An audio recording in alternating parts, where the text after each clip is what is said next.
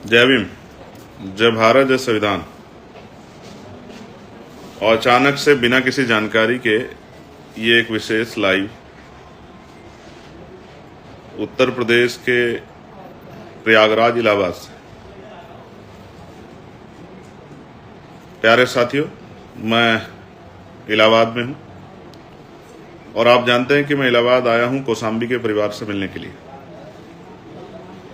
सिर्फ कौशांबी के नहीं, कौशांबी के साथ साथ करछना थाने इलाहाबाद में भी एक बड़ी घटना हुई है, उस परिवार के भी आंसू पूछने के लिए। जैसे मैं यहां पहुंचा हूं, पूरे एयरपोर्ट पे फोर्स लगा के 700-800 पुलिस के सिपाही, दरोगा, SHO, CO, additional SP rank के अधिकारियों को लगा के मुझे कौशांबी जाने से रोका गया है। आखिर इस प्रदेश की सत्ता हक वंचित समाज के लोगों को जब न्याय नहीं दिला सकती, तो जो न्याय के लिए लड़ रहे हैं उनको क्यों रोकना चाहती? आप ये समझिए कि जो आपके आंसू पूछने के लिए अगर कोई खड़ा होता है, उस आंसू पूछने वालों को रोकने का काम कर रहे हैं, तो आप समझिए कि न्याय देने का काम ये कर सकते हैं या नहीं कर सकते।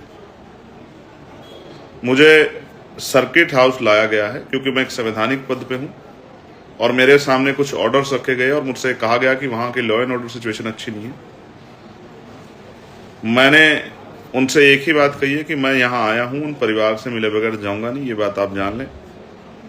चाहे आप मुझे जेल भेज दें, चाहे आप मुझे फांसी चढ़ा दें, चाहे मुझे गोली मार दें, मैं उन परिवार से मिलूंगा, उनके हालात जानूंगा और किस तरह से हम उनको न्याय दिला सकते हैं, उनके आंसू पूछ सकते हैं। इस काम के बगैर हम लोग नहीं जाएंगे।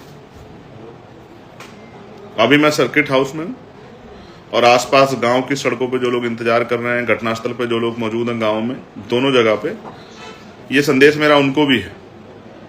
मैं कुछ देर इनसे, जैसा इन्होंने कहा है कि आप सर्किट हाउस चलिए, हम व्यवस्था कर रहे हैं आपके जाने की, अगर ये जाने को रोकते हैं तो फिर नेक्स्ट कदम क्या होगा, इसके बारे में आपको जानकारी दूंगा।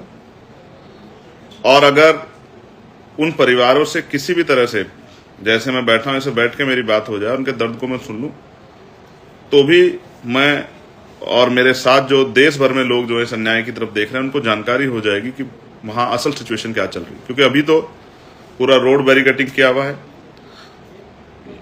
लाहौदा है उस गांव का नाम, लोहदा गांव में लगभग 5000 बहुजन समाज के लोग मौजूद हैं।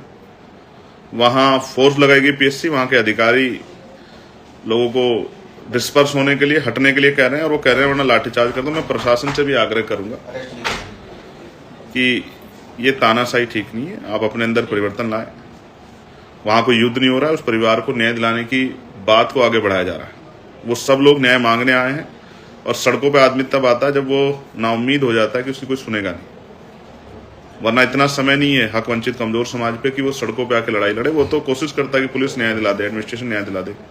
वो तो दफ्तरों में ज्ञापन देता घूमता। कितने ही लोग तो बराबरों के जिलों के डिटेन किए गए, अरेस्ट किए गए, चाहे वो चित्रकूट के हों, फतेहपुर के हों, कौशांबी के हों। कौशांबी के हमारे जिले के लोगों को अरेस्ट किया गया है, डिटेन किया गया है।